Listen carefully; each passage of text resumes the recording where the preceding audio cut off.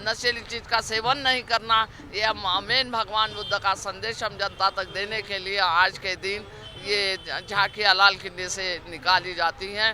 ये दिल्ली का इतिहास लाल किला है। तो आपके लिए भी धन्यवाद, नेशनल दस्तक के लिए मेरे विचार लिए। बुद्ध ने समता की बात की है, स्वतंत्रता की बात की है, वही हमारे संविधान में भी है, बंधुत्व की बात की है। तो विदेश वो प्रधानमंत्री जाता है तो यहाँ वहाँ हिंदू धर्म को कोई जानते नहीं है, हिंदू क्या चीज़ है ये पता ही नहीं, पर बुद्ध का पता है। इसीलिए विदेश में जाकर कहते कि बुद्ध देश से आया हूँ, क्योंकि ये हिंदू धर्म अपने देश में भी परिपूर्ण मानने वाले नहीं। यहाँ इस देश में भी 4-5 संप्रदाय के लोग हैं, जैसे कि बौद्ध है, जैन है, ईसाई है, मुस्लिम है और सिख हैं। तो इस प्रकार से इस देश में भी मानने वाले हैं और हिंदू हैं। हिंदू में भी जातीयवाद है। हिंदू कौन है? क्योंकि दलित और अत्याचार जो निचले तबके की जाति मानी जाती हैं। आपको बता दें कल बुद्ध पूर्णिमा है और एक दिन पूर्व, बुद्ध पूर्णिमा के एक दिन पूर्व संध्या को शोभा यात्रा निकाली जा रही है भगवान बुद्ध की। और यहाँ पर अगर आपको तैयारियां दिखा दें तो तमाम जो है रथों से सजी हुई आपको ये तैयारियां दिख रही होंगी। कितनी बड़ी संख्या में यहाँ पर जो लोग आए हैं, मौजूद हुए हैं, वो इस शोभा यात्रा में शामिल होने के लिए आए हैं। और यहाँ पर लाल किला से ये शोभा यात्रा निकालकर जो है अंबेडकर भवन तक जाने वाली है। हमारे साथ बातचीत करने के लिए खुद भंते जी मौजूद हैं, इनसे जानेंगे आज की इस शोभा यात्रा की जो है प्रयोजन क्या है, इसके बारे में बताइए। देखिए, प्रयोजन क्या है, संसार में सम्यक संबुद्ध ने बुद्ध को मानने वाले लोग हैं और सभी विश्व में भगवान बुद्ध की जयंती मनाई जाती है। पूर्व संध्या पर हम लोगों ने काफ़ी सालों से the Buddhist society of India की ओर से निर्णय लिया गया, हम लोगों का मीटिंग होकर, और हम लोगों ने निर्णय लिया था पूर्व संध्या पर ये झांकी निकाली जाएगी। आप बहुत वर्षों से ये झांकियाँ लाल किले से लेकर निकलती हैं और डॉक्टर बाबा साहब अम्बेडकर भवन रानी झांसी रोड पर समाप्त होती हैं, जहां बाबा साहब ने भी 1956 में धम्म दीक्षा ली थी। और उसी जगह, उसी याद में वहां बुद्ध विहार भी हैं। तो ये हर साल की भांति इस साल भी निकाली जाती हैं। तो आप लोगों जो ये झांकी इस उद्देश्य से, मैत्री भावना से, देश में करुणा हो, युद्ध, हमें युद्ध नहीं, हमें बुद्ध चाहिए, हमें ज्ञान चाहिए, ज्ञान से मनुष्य का उत्थान होता है और विकास होता है। मैत्री बल होना चाहिए, मैत्री से सारे संसार में हम शांति स्थापित कर सकते हैं। तो यही बुद्ध का संदेश है। पंचशील के साथ ये हिंसा नहीं करना, व्यभिचार नहीं करना और किसी को कोई गाली गलौज या कटु वचन का प्रयोग नहीं करना, नशीली चीज़ का सेवन नहीं करना, यह मेन भगवान बुद्ध का संदेश हम जनता तक देने के लिए आज के दिन ये झांकियाँ लाल किले से निकाली जाती हैं। ये दिल्ली का इतिहास लाल किला है। तो आपके लिए भी धन्यवाद, नेशनल दस्तक के लिए मेरे विचार लिए। अगर बात करें, भारत की एक सेकुलर देश है, लेकिन जिस भारत को भगवान बुद्ध का देश कहा जाता है, प्रधानमंत्री खुद विदेशों में जाते हैं और भारत को बुद्ध का देश कहते हैं, लेकिन अपने देश में आकर वो हिंदू राष्ट्र की मांग करने लग जाते हैं। देखिए, बुद्ध का अगर ये नहीं होता, इस देश में जात में से जात है। बुद्ध ने समता की बात की है, स्वतंत्रता की बात की है, वही हमारे संविधान में भी है, बंधुत्व की बात की है। तो विदेश वो प्रधानमंत्री जाता है तो यहाँ वहाँ हिंदू धर्म को कोई जानते नहीं है, हिंदू क्या चीज़ है ये पता ही नहीं, पर बुद्ध का पता है। इसीलिए विदेश में जाकर कहते कि बुद्ध देश से आया हूँ, क्योंकि ये हिंदू धर्म अपने देश में भी परिपूर्ण मानने वाले नहीं। यहाँ इस देश में भी 4-5 संप्रदाय के लोग हैं, जैसे कि बौद्ध है, जैन है, ईसाई है, मुस्लिम है और सिख हैं। तो इस प्रकार से इस देश में भी मानने वाले हैं और हिंदू हैं। हिंदू में भी जातीयवाद है। हिंदू कौन है? क्योंकि दलित और अत्याचार जो निचले तबके की जाति मानी जाती हैं, फॉरवर्ड लोग बैकवर्ड लोगों पर अत्याचार करते हैं और अनुसूचित जाति पर, एसटी एनटी सब पर ये अत्याचार होता है। तो ये है कि यही है, तो उनको सबको पता है और यही कारण है कि विश्व में बुद्ध को जानते हैं और किसी को नहीं जानते। इसीलिए प्रधानमंत्री जी विश्व में जाकर और ये विदेश में जाकर यही कहते मैं बुद्ध की धरती से आया हूँ, क्योंकि ये बुद्ध का विज्ञान है, बुद्ध का सत्य है। जहाँ भी खोदोगे वहाँ बुद्ध का इतिहास निकलता, चाहे दिल्ली की राजधानी हो चाहे किसी भी जगह। और पत्थरों से शिलालेख मिल रहे, किसी ने बनाए नहीं, नकल नहीं, कुछ नहीं, और वो तो 2500 साल पहले से निकल आ रहे हैं। तो यही है कि हम आप से उम्मीद करते हैं कि आप मीडिया देश में भगवान बुद्ध का पंचशील का संदेश आप देते रहिए। ये आप अगर देते रहेंगे तो हमारे देश में सुख शांति रहेगी, वैरभाव खत्म हुआ और जाति में से जात नहीं, कोई उच्च नहीं रहेगा, कोई नीच नहीं रहेगा, और धनी और निर्धन बराबर रहेंगे। जैसे अभी इलेक्शन है और इलेक्शन के साथ साथ ये एमपी का इलेक्शन यानी लोकसभा का इलेक्शन है, और यही है कि सब मैत्रीपूर्ण में रहते ही अपने जनता के सुख सुविधा के लिए कार्य करते हैं।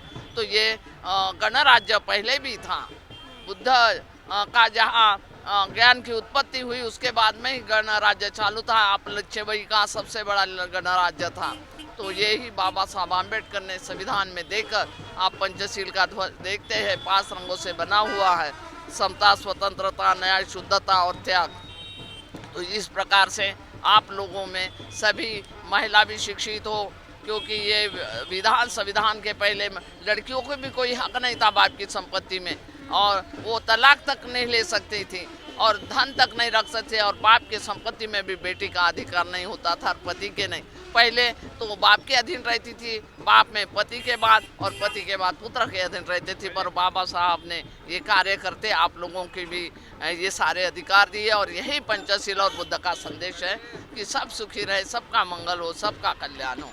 साधु और देशवासियों के लिए मंगल कामना। आज की बुद्ध पूर्णिमा के अवसर पर आप सभी देश के सभी जनता सुखी रहे, विश्व में शांति स्थापित हो। भवतु सब मंगल।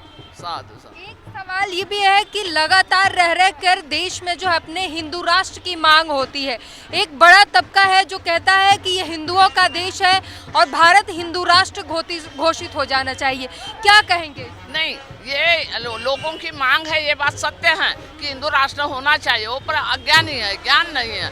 जब इस देश में धर्मनिरपेक्षता है, सभी धर्मों के लोग यहाँ मैत्रीपूर्ण रह सकते हैं। जैसे नदी में या तालाब में मगरमच्छ, खूंखार प्राणी भी रहते हैं, एक साथ तालाब में रहते हैं, ऐसे ही इस देश में सभी धर्म के लोग रहते हैं। अपने अपने विचार सबको देने का राइट है। ये हिंदू राष्ट्र ना होगा और ना था।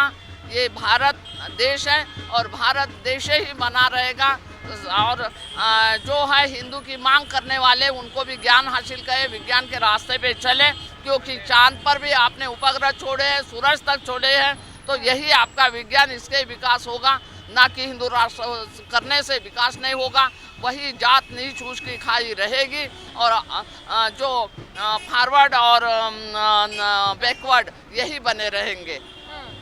कही ये जाती है कि संविधान की जो पहला पन्ना है उसकी प्रति पर राम की फोटो है, तो हिंदू राष्ट्र बनाने में क्या समस्या है? नहीं, ये अलग चीज है। उस टाइम से क्या बात थी ये नहीं बता सकते, पर पहले पन्ने में वो लाम होने से ये नहीं होता।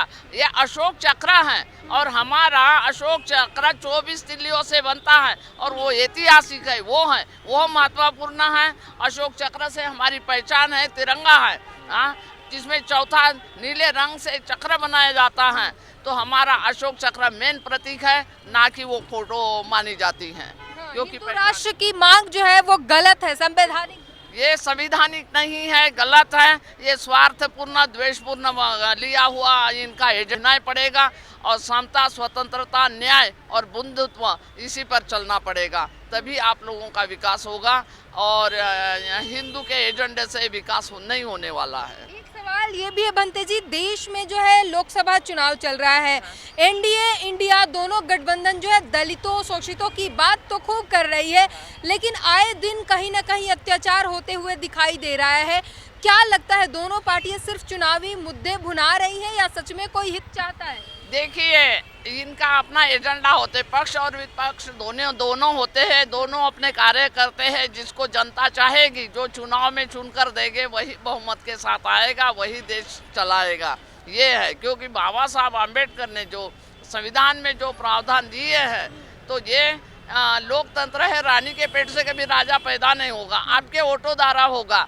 अगर ये एनडीए और बीजेपी जो भी हैं जो बनाकर करते, तो हमें जो न्याय चाहिए, और न्याय चाहिए इसीलिए जनता समझे वोट किसको देना है, ये उनके वोटों की कीमत से समझे, क्योंकि एक वोट की कीमत बड़ी महत्वपूर्ण होते हैं। वो जनता का फैसला है, जनता को किसको चुनकर देती, वो अगर समझे कि ये गलत है तो उन्होंने अपना वोट का सही इस्तेमाल करना चाहिए और वोट ज़रूर देना चाहिए।